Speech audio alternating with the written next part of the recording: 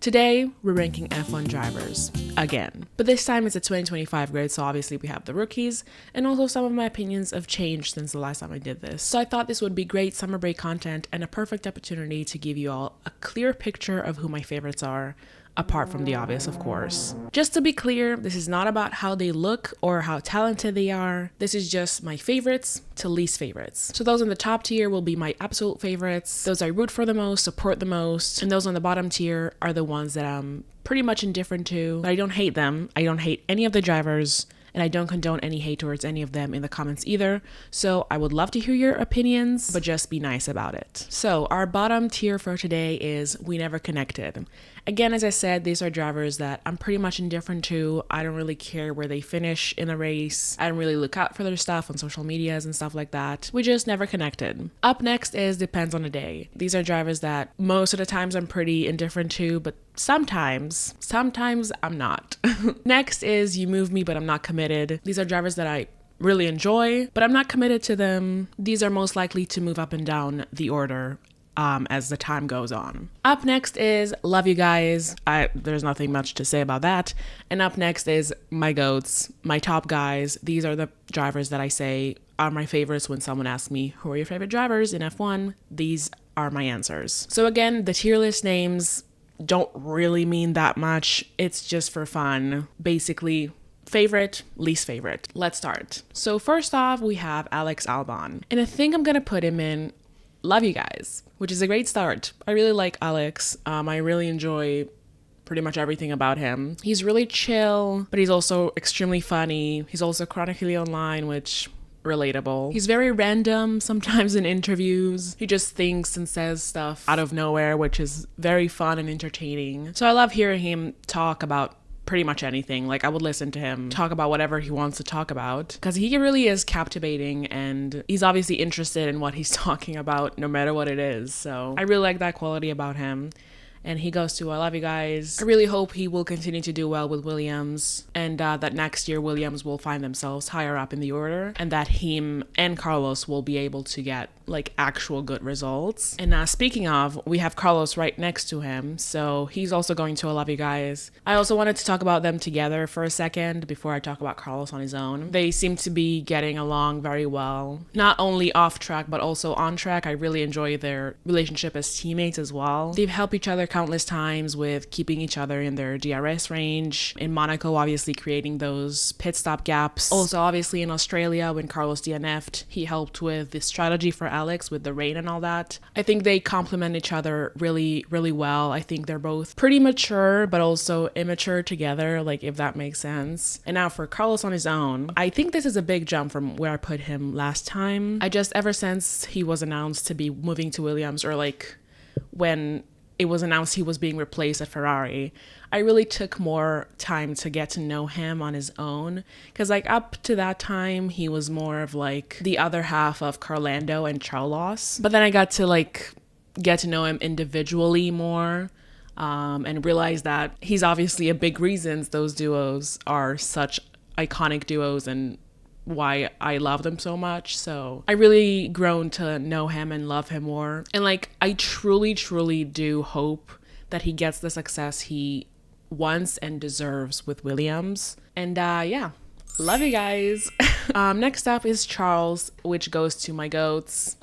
He's just my GOAT. When I first got into F1, I really gravitated to his story and his life. But other than his tragic backstory, he's also extremely funny and he doesn't take himself too seriously, which is something I really appreciate. That's also true with Carlos and Alex. He's also very active like on social medias, especially like Instagram. He really curates that feed to perfection, which I appreciate. You know what? I appreciate. And like everything about him is so perfect in that way, like for social media. Not only him, but also Leo and Alexandra and Monaco, like the Monaco lifestyle and stuff like that, which I know all of the other drivers also, most of them also live in Monaco, but he's actually from Monaco, so I live that to him. So yeah, he's very luxurious and stuff like that, but he also very down to earth, I feel. Like, I feel like he's very humble, and I also love his family. Like, they're very connected and very close. You can see and tell, which is really sweet. And yeah, I don't know, I just appreciate that very much. And yeah, also, he's really great with fans. He gives to the fans and makes time for them as much as he can, which is also really, really appreciated. So yeah, Charles, one of my goats. Up next is Esteban Ocon. Esteban, I really grown to like him a lot more since he moved to Haas. I think a lot of the dislike was because he was in Alpine, but also, I must admit, I fell for the propaganda about him being a really bad teammate. Because I even remember saying in one of my videos, when it was announced that he was going to be Ollie's teammate in Haas, I said that maybe that's not the great first teammate to have. And I'm sorry that I said that. I took what everyone was saying at face value. And that's just not okay, you know? I should have got to know Esteban myself. And once I did, he's a pretty chill guy, and he's actually a great teammate to Ollie, which we'll get to later, but I really, really like him in Haas and with Ollie. He also ditched the hair gel, which is great. So Esteban, I mean, I don't really care how he does in races, so depends on the day. Up next is Fernando Alonso, and he goes to We Never Connected, because we never did. I think there's some dissonance between him and me, I guess. I don't know, I don't want to say it's because he's old, but it is kind of like because he's old, or maybe it isn't. I don't know. I just I'm not really invested, you know? A lot of people are invested in him and his career and stuff like that. It just never drew me that much. He has the whole like social media stuff, like that he does trends and like stuff like that. I think it died off a little bit after last year. I don't know why, or maybe I'm just not getting it anymore. But yeah. Like, I appreciate the fact that he's cooperating with his social media admin to do those. It was funny, but it's just not enough for me. We never connected. Yeah, I'm sorry. So, anyways, up next is Franco Colapinto, which is a tricky one. I think I'm gonna put him in We Never Connected, because we never actually did. It was like a little like, oh wait, what is this new shiny toy last year that we really all got excited about? But then it fizzled out for me, at least. And I really do think a lot of it is because he's in Alpine and the whole situation is like staining my experience with him. Because I really do think he's a very talented driver and he definitely deserves a seat, but just not like this. He also on social media is more for the Spanish speakers, which is completely fine. I just don't speak Spanish, so I can't really get into it as much, but that's a me problem, not a him problem. So next we have Gabby. I'm gonna put him in Depends on the Day. Last year in F2, I was rooting for him, but it was mostly because he was a McLaren junior. In F2, I don't really dive into the driver's personality and such. It's mostly I just go on vibes and I just watch the broadcast and some names just pop up to me and I just root for them. So it's either that or they drive for Prema or like they're a McLaren junior. Those are like the three categories of how I'm getting to like you in F2. So yeah, sorry, I'm not, like apparently I'm very biased towards drivers based on the teams they drive for. So I was rooting for Gabby last year, but then now that he's on the grid, he's very impressive, and I think he's an incredible driver. But personality-wise, I really like his relationship with Nico. I think they balance each other very well. But without Nico, he may be a bit too much for me at the moment. So, moving on to George. Wow, George is tricky. I didn't think of it like that. George. Where am I gonna put George? Because I don't really care like where he finishes a race. I really don't. But I do really enjoy some of his diva moments and the way he always finds himself memeing himself. So I think I'm gonna put him in Depends on the Day as well, because it really does depend on the day. Because sometimes I really, again, don't care for him, and then sometimes I'm kind of obsessed with him a little bit. So depends on the day. That's a great definition for him. Next up we have Isack, which is pretty surprising, but I'm gonna put him in You Move Me, but I'm not committed, because Isack, you move me. You really do. It was really unexpected. If we talked about Gabby last year in F2, he was obviously the runner-up and the one who was challenging Gabby. Like, they were the ones going for the championship last year in F2. And not only was I rooting for Gabby, I was also kind of rooting against Isack. But again, not because I knew him or anything like that. Mostly because he was a Red Bull junior and I really don't like Red Bull. But anyways, this year, when I actually got to know Isack more and see him more, he really won me over. He's one of the best rookies this year. Kind of came out of nowhere, I think, for everyone, to be honest. And I'm really impressed by him, but not only by his talent on the track. Also, I really, really like his personality. Again, he's very silly. Honestly, props to the VCarb admin. All those videos they make with him and Yuki at the beginning of the season and then with Liam. It's incredible. They make their drivers very, very likable and also very relatable. So yeah, Isack really, really won me over. So moving on to Jack Doohan. I don't know, like, we didn't have time to have a connection, you know? But when he was on the grid, I did care, like, where he finished and stuff like that. So I think I'm gonna put him on depends on the day, because I don't really know his personality and stuff like that. I mean, last year he did some covering for like F1 TV, and like everyone he's worked with says that he's a great kid, and I'm taking their word for it because he really does seem like a great kid and he deserves so much better. I mean, I really feel bad for him, which is maybe part of the reason that I'm not gonna put him in We Never Connected, because I do connect to him. I mean, poor guy. So yeah, it depends on the day with Jack. I hope we get to see him again, like on the grid. So yeah. Moving on, we have Kimi. Kimi, I think I'm going to put him in You Move Me, but I'm not committed. Obviously, last year in F2, he drove for Prema. And again, this is showing how much I'm biased towards the drivers, depending on which team they drive for. But Prema, for some reason, is connected with, like, good drivers and, like, people I need to root for. Like, they're obviously, like, the biggest team in F2, like they're the most known, I would say, and like the ones with the most social media presence, I think, or at least from my experience. And also obviously Oscar was there, Logan was there, Charles was there, a lot of drivers were in Prema, so it's kind of automated in me to like all the drivers who drive for Prema. So he was that. And also he's just a great kid nonetheless. Like, obviously he's been built a lot, like in our minds, to be the next Max Verstappen and stuff like that. And he's currently not doing the best, but I still think he's very talented and that he will grow and learn and get the experience he needs to be as successful as they said he would be. So we just need to give him time. But I also think he's handling all that pressure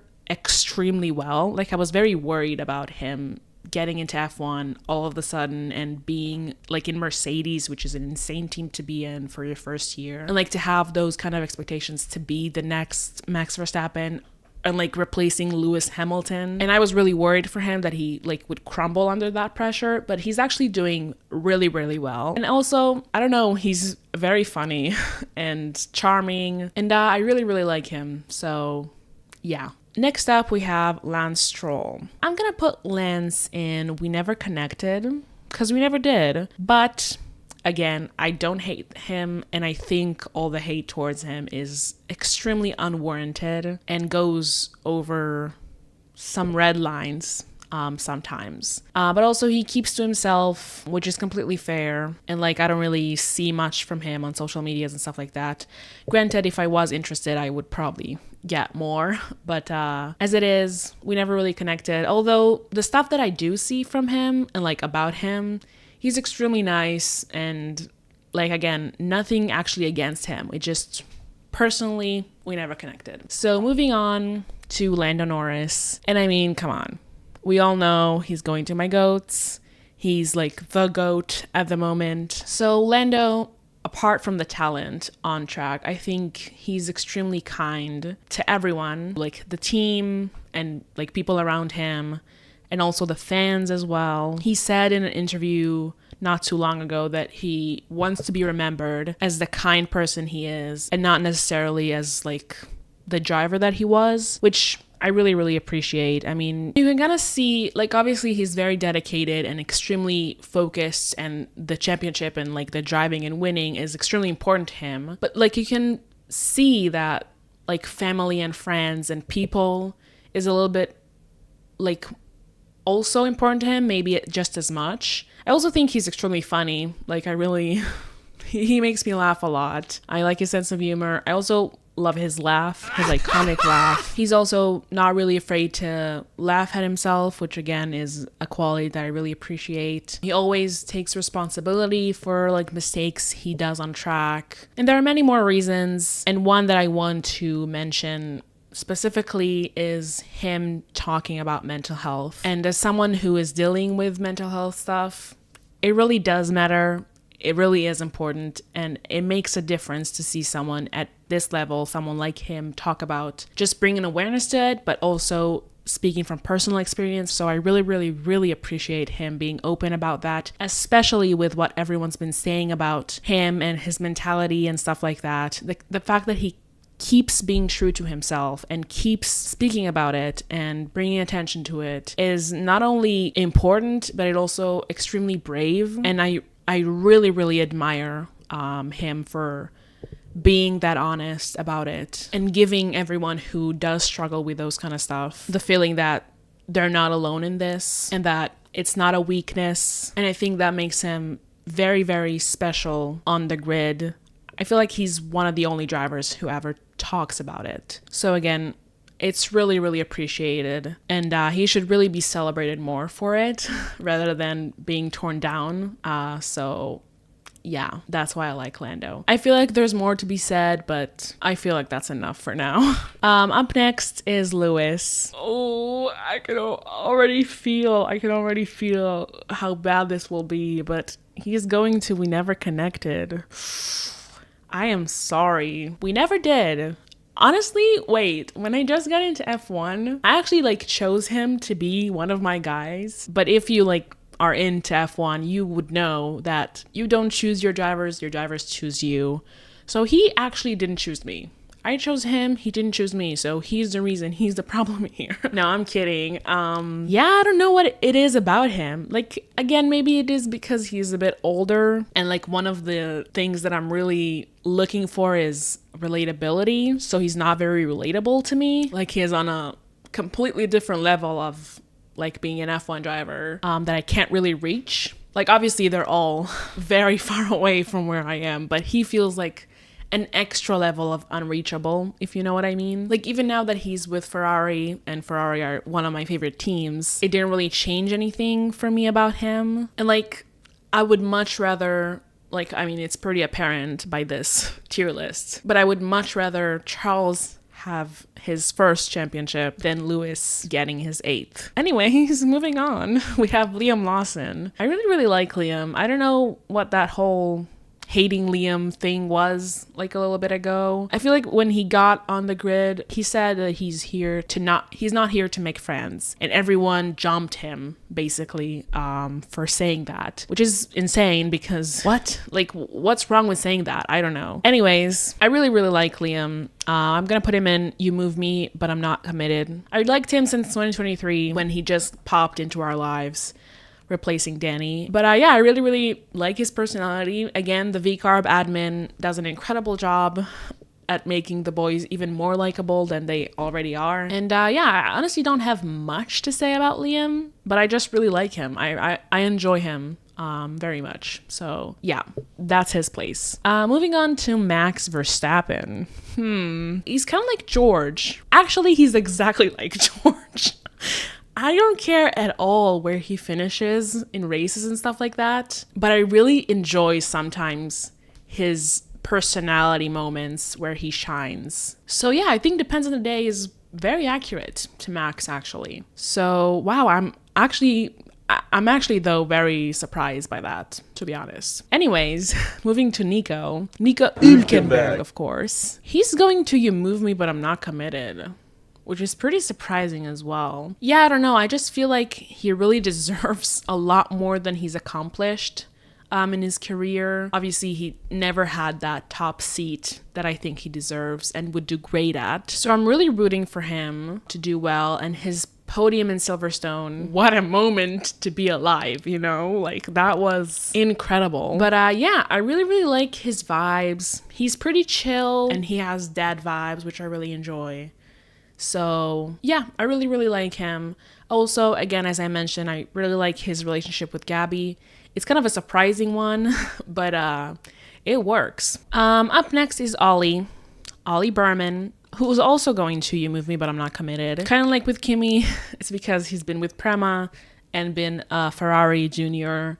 Obviously, last year he was in for the Saudi Arabian Grand Prix instead of Carlos when he had the appendicitis and stuff like that. And also he was in Haas a few times instead of Kevin Magnussen. So we've seen glimpses of him last year and stuff like that. I also obviously followed him in F2. And yeah, I really enjoy him. Not only as a driver, which I think he's very talented, and personality-wise, he's very silly, very Gen Z, which relatable. Him and Kimi were great last year in Prema. Also this year, like, they're great friends.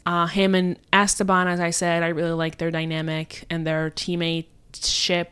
So yeah, I really like Ollie. Up next is Oscar, and this might surprise some of you, but he's going to my GOATs. Of course. I know that I'm more of a Lando girl, specifically this year with the championship battle between him and Oscar. And between the two, I do like Lando just a tiny bit more, but I also love Oscar as well. And before I talk about Oscar individually, I also wanted to talk about Lindosker, which, by the way, I'm a Lindosker truther. I love them together. I really enjoy them together. Not only their friendship, like off track, but also their rivalry is incredible. I don't know why people say it's boring this year. What do you mean? But other than them being extremely close in the championship battle, they're so fair with each other on track. Like, they race very hard, but extremely fair and clean. And like, also, they don't bash each other to the media, even when baited to do that. So I really appreciate their relationship.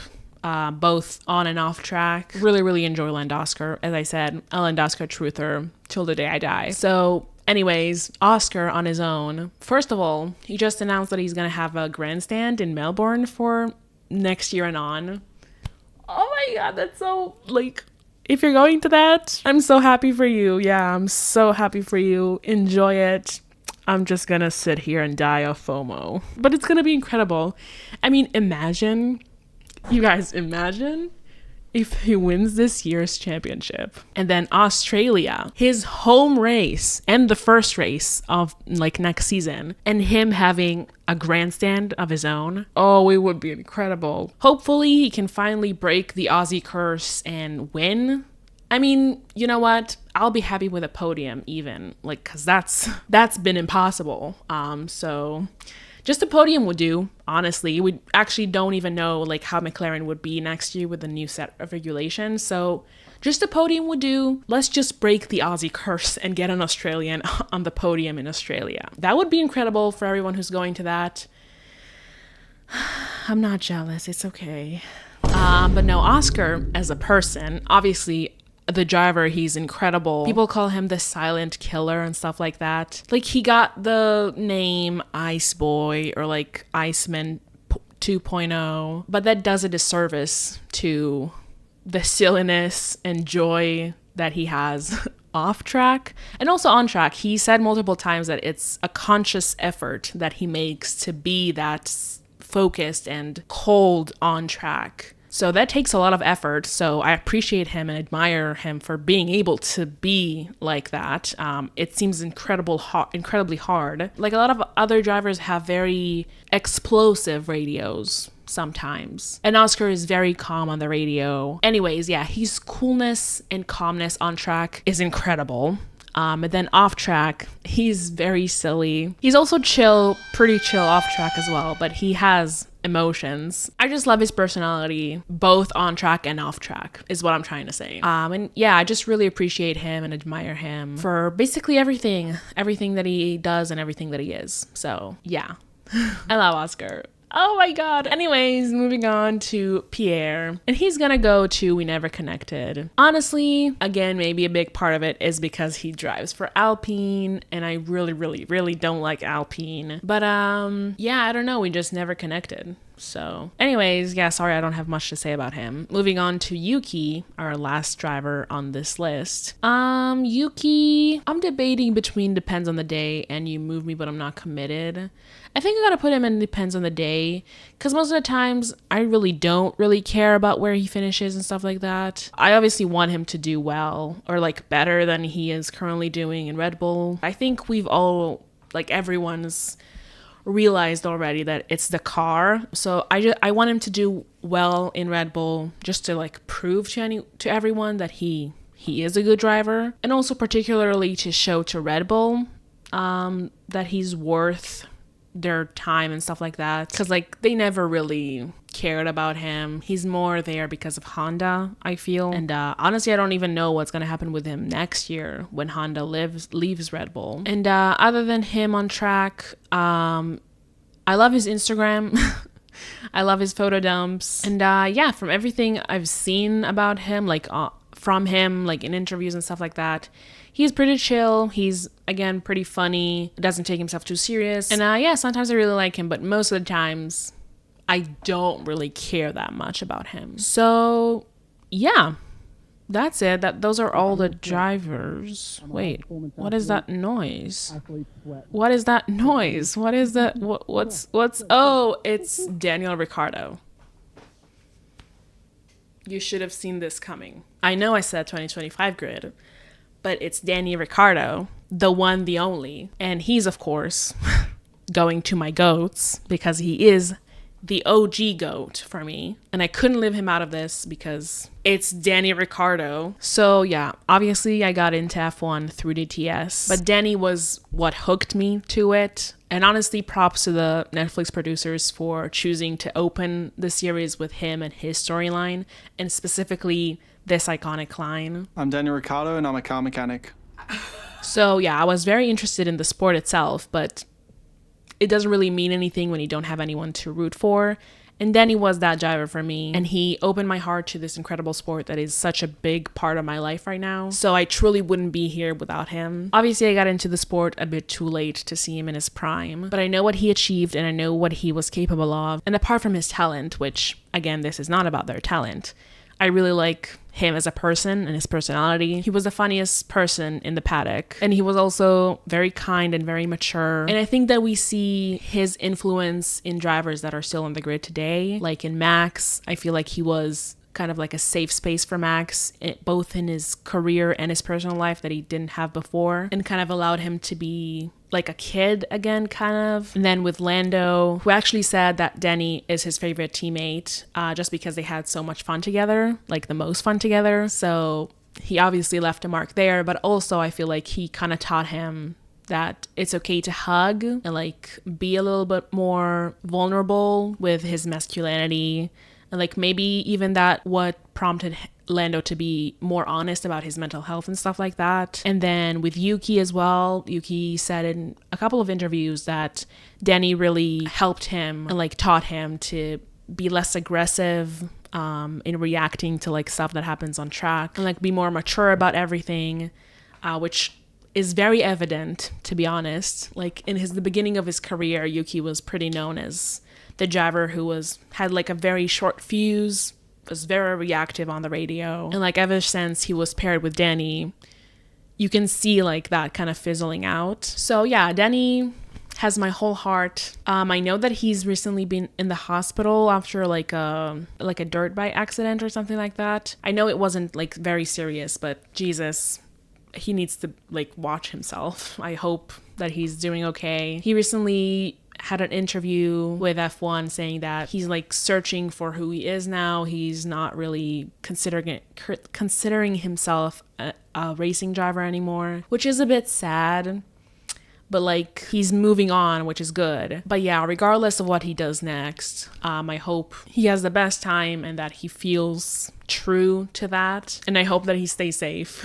That's the most important thing. I really don't want to hear about him being in a hospital ever again. So Stay safe, Danny, if you're somehow watching this. But yeah, Danny, I'll never forget you. And that is now actually everyone. Wow, I didn't expect to have so many, like I thought I would have more in the love you guys tier, but I guess not. I guess that's reserved to Carbano. And yeah, I don't have much more to say. This is my ranking of my most favorite drivers to my least favorite drivers.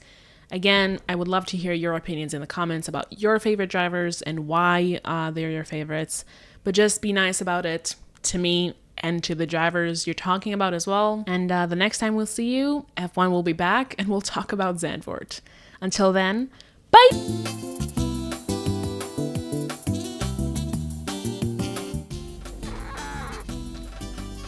Just a quick hello to my cat before she goes out.